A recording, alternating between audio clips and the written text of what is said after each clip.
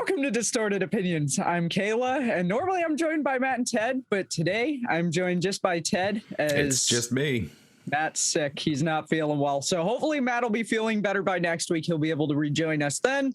But today, Ted and I are going to talk about a topic that we've touched on a little bit in previous episodes. Actually, I think a couple episodes back, we kind of went off on a side tangent about guitar body shapes when we were talking about actually, Signature I think it started out as misconceptions of new musicians and then somehow veered off into a completely different show where we debated whether or not signature models are worth it. And Matt had a very strong opinion on that. And then we started talking about guitar shapes. And I think, Ted, you mentioned that there are really only seemingly like 10 basic guitar body shapes, which And I was on really the think about. Yeah, the Dean website, and they have guitars that are Dean branded, but they're shaped like a Fender Stratocaster. They're shaped like a Telecaster and SG. And I was thinking, I'm like, why? Those are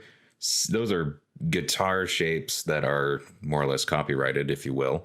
Clearly not, but those are Gibson shaped guitars, or Fender shaped guitars. And why there are only so many shapes? I feel like everything's a Stratocaster shape, and certainly pose the question, and why I think we're wanted to have an episode on it to talk it through. Sure. Yeah. I mean, I've noticed it, but I guess it never really registered with me. Like I actually saw just yesterday that Paul Reed Smith has a new guitar out that literally looks exactly like a Fender Strat.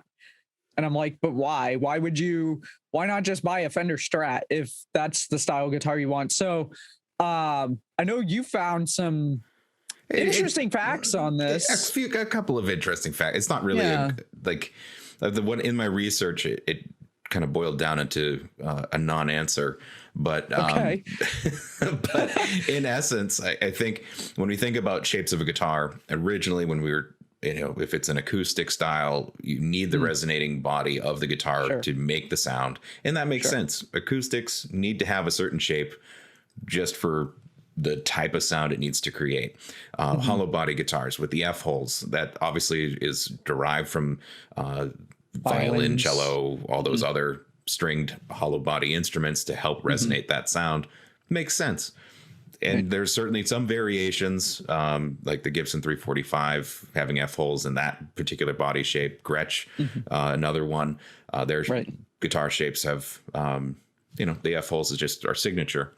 But when it comes to a solid body electric, there's not really any reason for a particular shape, because it's all electronics. It's there's no. It's not amplifying sound necessarily. And so it becomes a electronic signal out to the amp, and it's music. But in looking at the various shapes, and it does boil down to about a dozen if you think about it. Like Schecter has a lot of guitars that are in essence based on a Fender Stratocaster body.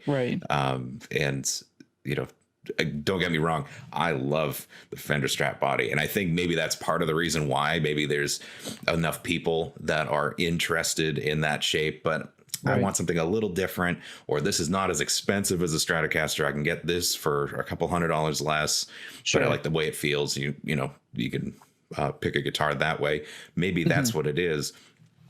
And not to mention, even on some of the Gibsons, and we're talking just general shapes, Gibson guitars, the Les Paul that's behind me, heavy as hell.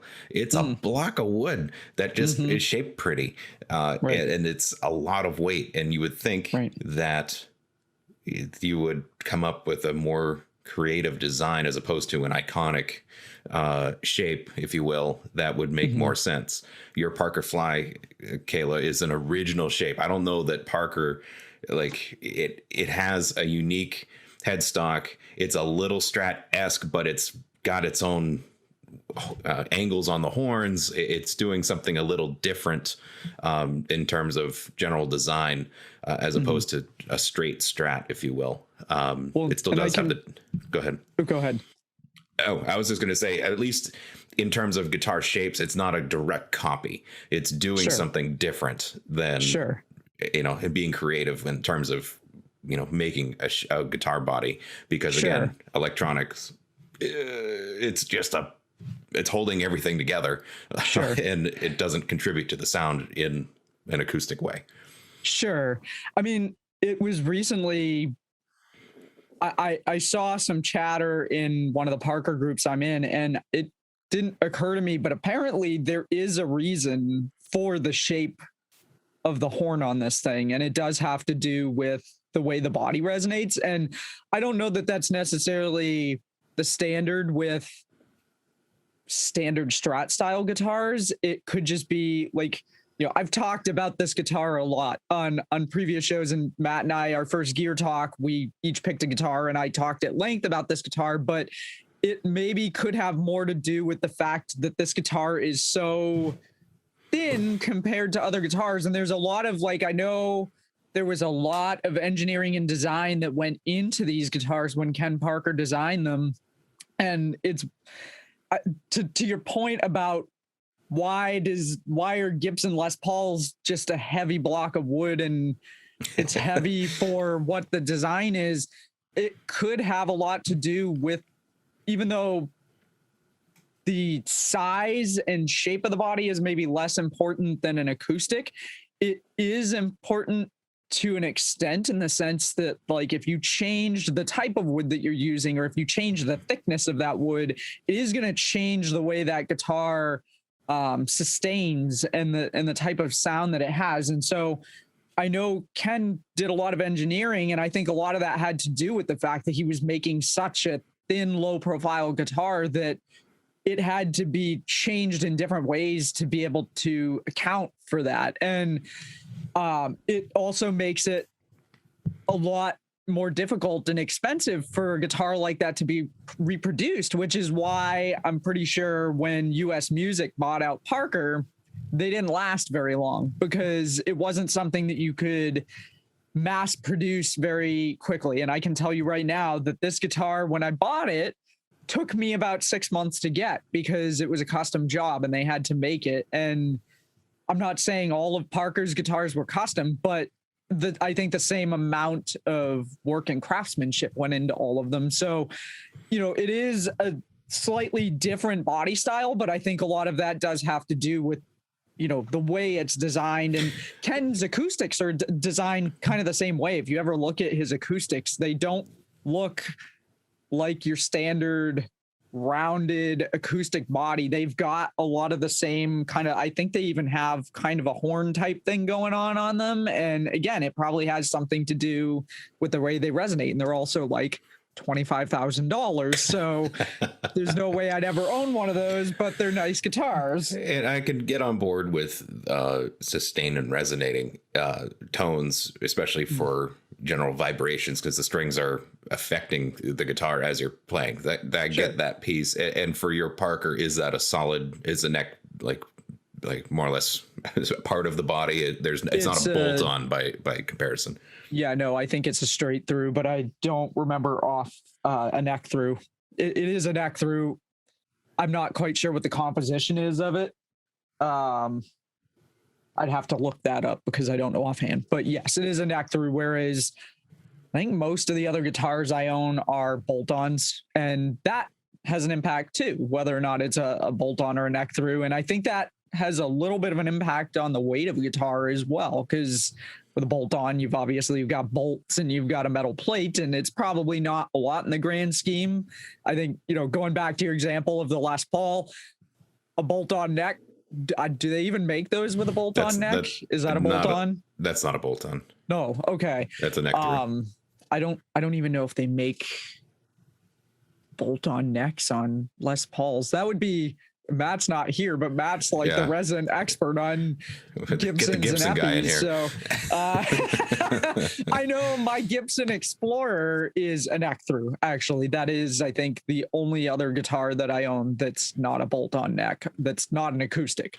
And for the listeners, that means that a neck is seemingly it's seamless from the neck all the way right into the body, so it doesn't have a metal plate or any obvious not attachments a body with a neck attached to its post body being designed, right? I guess.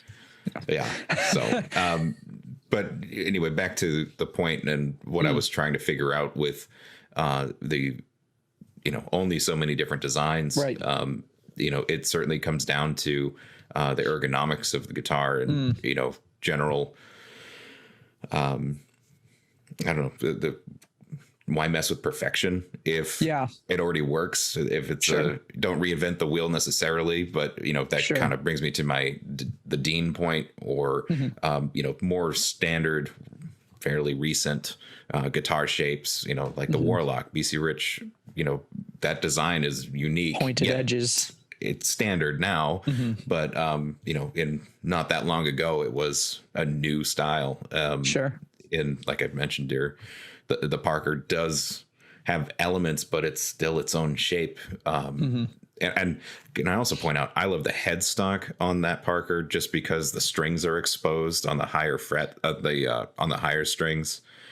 This one is not actually. It's kind of hard to see, but the newer ones, and I think that's a change that came when Parker got bought out by US Music. I think they just didn't want to deal with the headstock. So for the people watching the video, if you've never seen a Parker Fly, I'm holding up my Parker Fly, and where the black paint job is on the headstock, that on the older models used to be, that was it for the headstock. You didn't have this little piece that's right here. You couldn't even hang this thing on a regular wall hanger because it had nothing to hang on to. So people have special hangers. I saw somebody had one really cool that stands up so it would sit like this.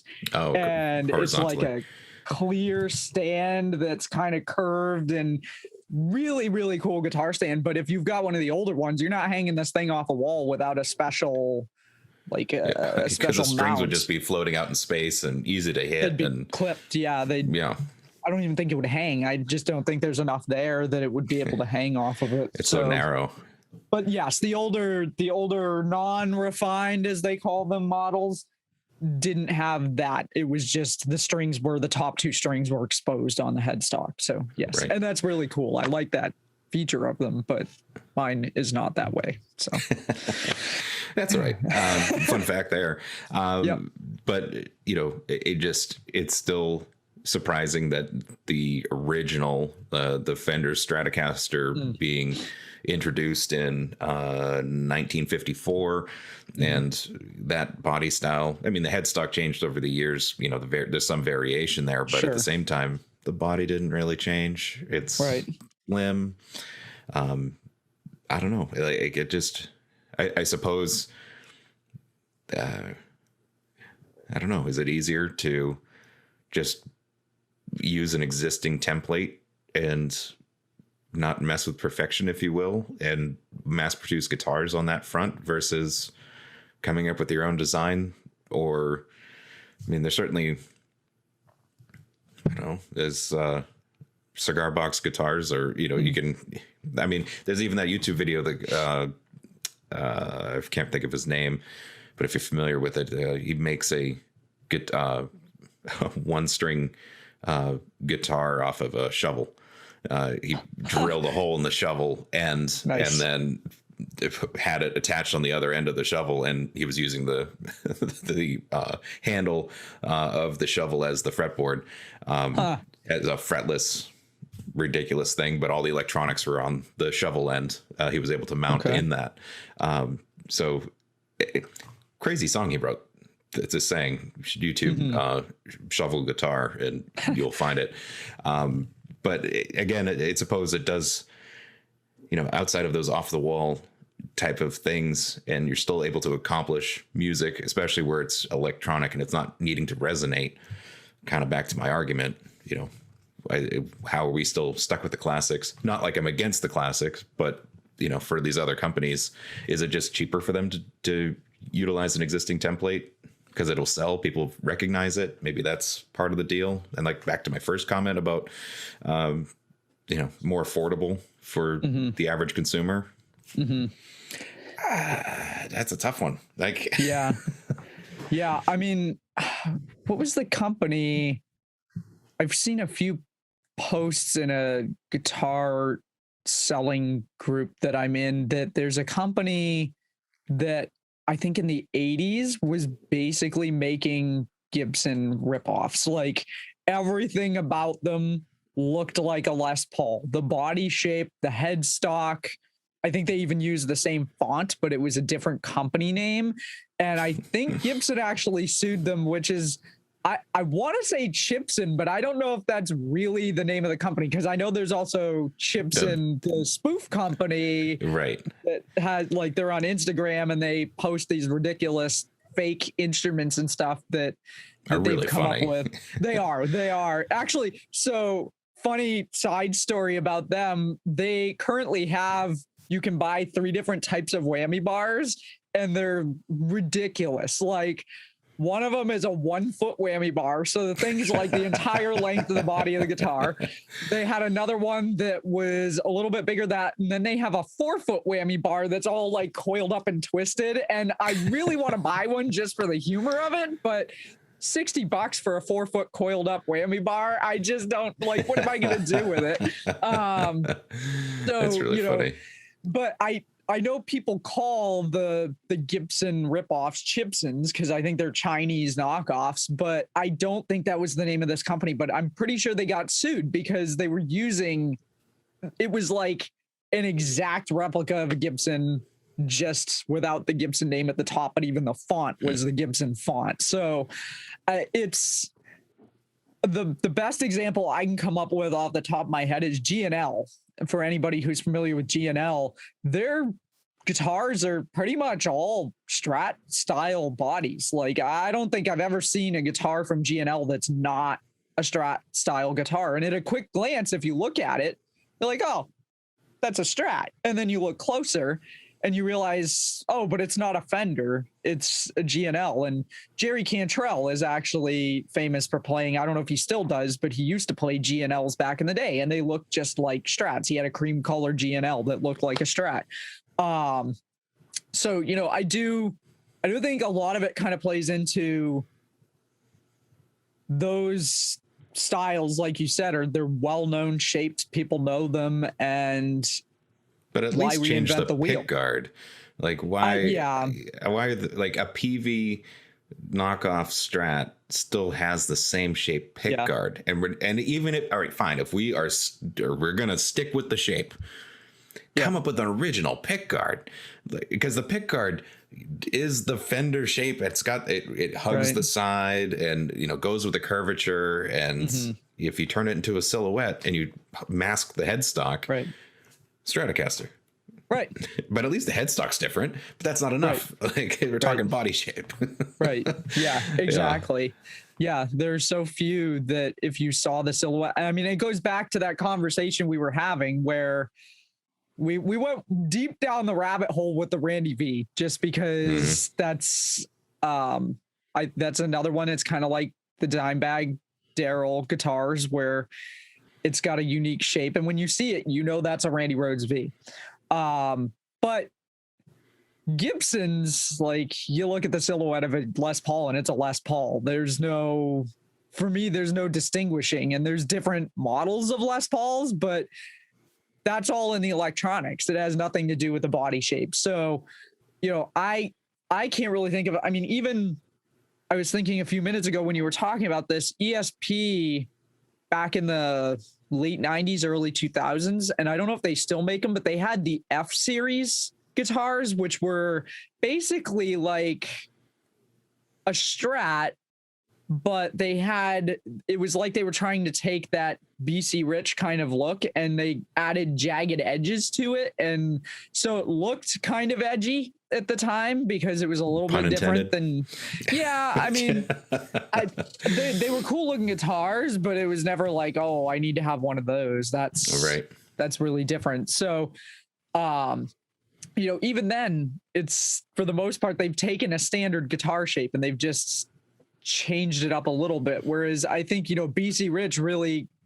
went outside of the box a little bit more, because I can't really compare their guitar body shapes to any other existing guitar that I've ever seen. They're very different. The cutaways are very different. They have very jagged edges. I remember we had a friend in high school had one that was acrylic, I think, and the thing weighed a ton. Yeah, it was green acrylic, see-through. It was, arguably the heaviest guitar I've ever played. Yeah. It was probably heavier than the Les Pauls. Oh, 100%. Yeah, for sure. I don't know. I'm just like, I'm at a point in my life where I don't want to play heavy guitars. So that's not really, I came up with a good joke, because another heavy guitar that I haven't really played is the SG. And so I came up with a nickname for the SG. It's a sitting guitar. Because it being so heavy, kind of proud of myself, patting myself on the back of that. Yeah, that's a good one. Yeah, that's a good one. I'll give you credit on that one. No, I don't know if it's just a Gibson thing. It seems like most Gibsons are incredibly heavy, and I don't know why that is. I don't know if it's the wood choice. I mean, it's got to be the wood choice, and it's a solid block of wood. It's not, with the exception of, you'd mentioned the ES335s, those are semi-hollows, so they might be a little lighter. I've never played one. And again, Matt's not here, but I know Matt's dad, Rich, is like the king of the 335. He's got a whole bunch of Gibson semi-hollows. Yeah, he loves those things. Yeah. But, I don't think I've ever played a Gibson that's not insanely heavy. And I mean, I can certainly play the Les Paul, and I did our most recent jam for just a period of 15, 20 minutes. Sure. But after the while, it's like, all right, well, the shoulder. Yeah. Oh, I'm gonna take this off now. I'm gonna put this down on the stand and stretch out, because this is you get a shoulder a little bit. Yeah, you get in some playing and some weightlifting at the same time. It's really, I notice a difference when I play any guitar after playing my Parker, because that thing is just light, and I've got some back problems. So, and I've seen a lot of people that the only way that they're able to continue playing guitar because they've had back problems over the years, or they have shoulder issues, is they get a Parker because they're lightweight, which allows them to still be able to play gigs and not do massive amounts of damage to their shoulders or their back or whatever. And I don't have that level of problems, but it's just, I notice a difference when I play one of my other guitars versus playing that. And I don't like to sit down to play. So, for me, it's because you don't typically sit down in most gig or jam settings. So I like to stand, because that's how I'm going to play most of the time if I'm playing with other people. But you could sit down with them, I suppose. Well, and I would also say, I suppose you can build up tolerance, because I can hear people now feel like, you're so out of shape. I can't even hold the guitar. So on the other hand, my counter argument is Slash, because he has at least 50 various Les Pauls, and they're all Cherry Sunburst for some reason. The man just loves the same guitar. And they're all Gibsons, and granted, he's got the money. It's fair, sure. But I don't know. I got one. That's all I need. I don't need 50. Oh, this one has this is from, I don't know, 78, whatever. Right. It's vintage. I don't know. Yeah. I'm sure all those guitars are vintage. Yeah, right. Yeah. No, I agree. I don't need to have more than one of the same guitar. The exception I would make, and I've talked about this on other shows, would be to get a pre-refined Parker Fly. That's where I would make an exception on getting a guitar that I already have. And at this point, that's not in the cards, because I don't have another $3,000-$4,000 to spend on a guitar that I'm playing as a hobby, and is probably going to need a lot of work, quite frankly, because at this point, those guitars are 25, 30 years old, and they're going to have problems and you can't really get parts for them. But that's a whole other, we've talked about that on other shows. That goes down a whole different path. But that's, I think, the only way I would make an exception to the rule of not needing to have any of the same exact guitar. But yeah, going back to the original, discussion, there really aren't too many unique shapes out there unless you're looking, and even then, looking at boutique guitars that, you've got these small manufacturers, and we talked about what are those? I want to say Giulio Negrini, but I don't think that's the name of the guitars, is it? The Italian guitar. Yeah, I mean, he's doing cool stuff, but the body shape of the guitar is still, in essence, is still kind of your like Fender-ish Strat type shape with a little bit of like maybe the horns a little bit longer, the body's a little bit thinner, but it's the same basic shape. And what he's doing different is the finishes and the fretwork and those sorts of things. So yeah, don't know, other than reinventing the wheel, not wanting to reinvent the wheel, wanting to stick with what people know. I don't know that there's really an answer to why the guitar bodies don't change very much. In essence, a lackluster answer for such a big question. I mean, you've got one-off situations there. Rick Nielsen from Cheap Trick, I believe, is the guy who has like 7 necks on his guitar, and it looks like, if I'm not mistaken, it looks like a running person. I haven't seen one of his guitars in a while, but it's very unique. It's different. Bo Diddley played a square guitar, rectangular. Guitar Center used to have them. I remember seeing them and thinking, oh, that's kind of cool. But I don't know that I'd ever really want one. And I mean, Bo Diddley's a great musician, but I'm not like a huge fan. So I couldn't see myself being like, I need to get that. So, I mean, it seems like the really unique shapes are few and far between. And for the most part, everybody's playing based on a classic. Right. You got your Strats, Telecasters, Tellys, Les Pauls, Gibsons. Yep. Your Les Pauls, SG. Yep. And Flying V's. Yep. Which vary a little bit depending on the manufacturer, but still they're a Flying V. Like if you're looking at a Jackson or an ESP, they've got very pointed edges. If you're looking at a Gibson V, they're typically a bit more rounded. I don't think I've really ever seen a knockoff of a Randy Rhoads V though. I feel like Jackson's got the hold on that, because I've never seen another brand making anything with a shorter side on the V.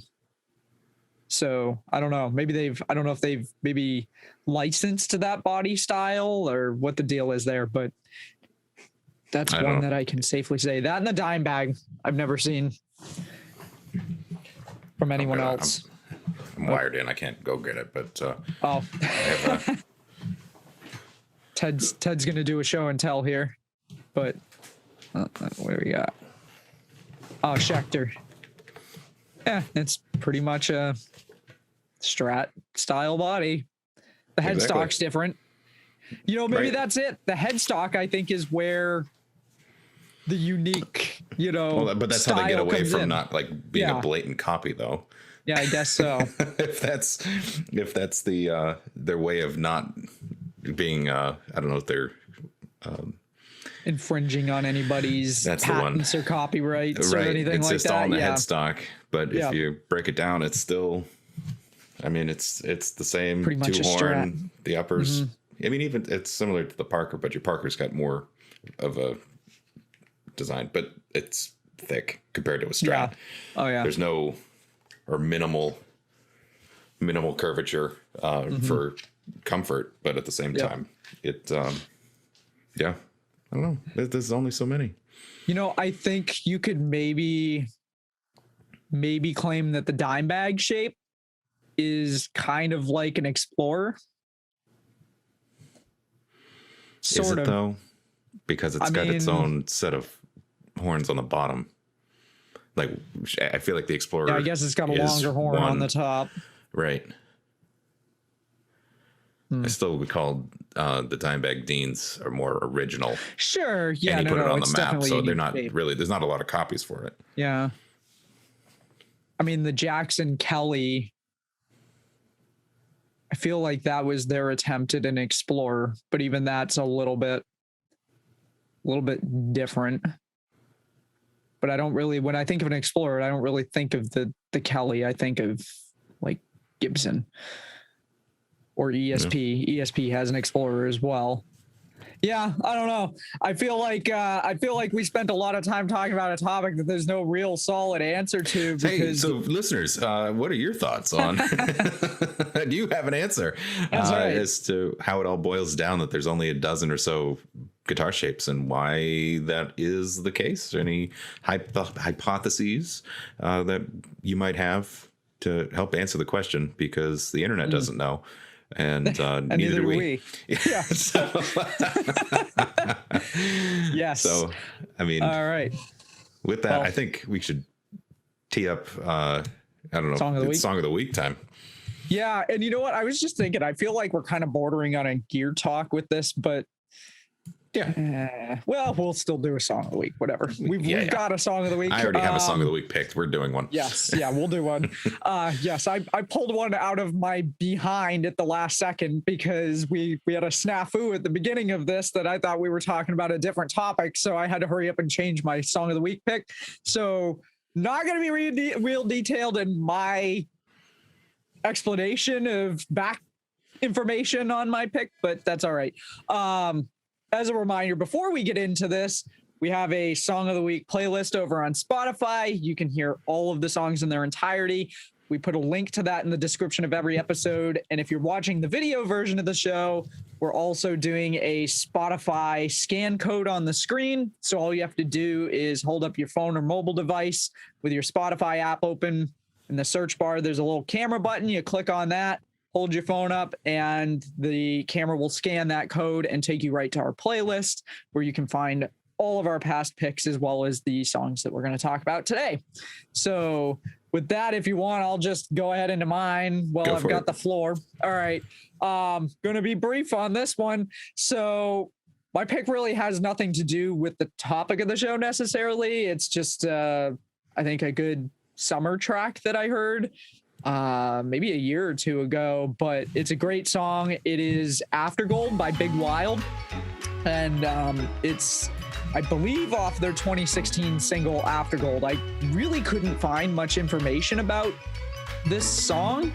There's a couple of remixes of it. I think it's been used in a few commercials, but it's got some cool like tribal percussion going on with it, and just a really cool song. I hear it come on, it's got a peppy vibe. You can't help but bop your head to it and kind of get into it. And so if you haven't heard it, definitely check it out. It's a little bit different than most of the picks that I've had in the past. It's definitely not rock or heavy metal, but it's a great song.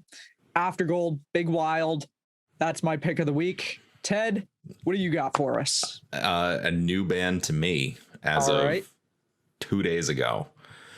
It is it really, you know, as we're starting to go out into the world again, and you know, being able to go, say, to bars and have live music again, I wound up coming across one of this band's songs, and I was like, oh man, if this were like in a bar this band was playing, super cool.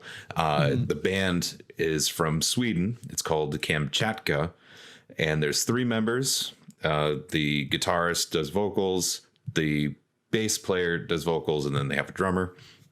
The band was formed in 2001. They have 7 albums over that time. However, my song of the week is from their newest album, which came out in 2019. The album being Hoodoo Lightning, and the song is called Rainbow Ridge, and it's classic rock. I mean, it's in a sense of Stone Temple Pilots meets like I don't know, just good groove rock, good guitar solos. It's pretty, it's a pretty rockin' tune. It's a little bit clutch. It's a bit, I don't know how to describe it. It's not metal. It's just definitely rock and roll. But this group really does pretty well, and really happy I came across these guys because the tunes are really, really cool. And like I said, the guitar playing is really neat. Good solos. So definitely check out Kamchatka. And when I was doing some research on the band, found out Kamchatka is also a peninsula in Siberia. Huh. It's a place. Okay. Interesting. Don't know how it ties into Sweden because it's a Siberian peninsula, but I don't know. Fun fact. All right. Cool. Maybe they just thought it was a cool name for a band and maybe it translates into something pretty neat in Swedish. I don't know. Maybe somebody from the band has roots going back there. Maybe. That's true. Yeah. All right. Awesome. Well, I'm going to have to check that one out because I have not heard that one. Yes. Well, I'll hear it when I edit together the show for sure. So you'll enjoy it. Yes. All right. Awesome. Well, real quick, I wanted to mention something that came to mind as a unique acoustic body shape that I almost forgot about. And our friend Luke, who we've had on the show before, I don't know if you remember, Ted, or if you ever saw it, but Luke's dad had an acoustic Flying V. I think it was a Takamine, and I've never seen another one. And I don't even remember. I don't know if you'd even find one if you Googled it. I haven't tried Googling it yet, but years ago I tried looking it up because I was curious to find out more about it. And look at that. Did you find it? Yeah. Oh, there's a lot of searches coming up. Oh, okay. What I didn't even look. Is that? And the shovel guitar guy, Justin Johnson, I believe.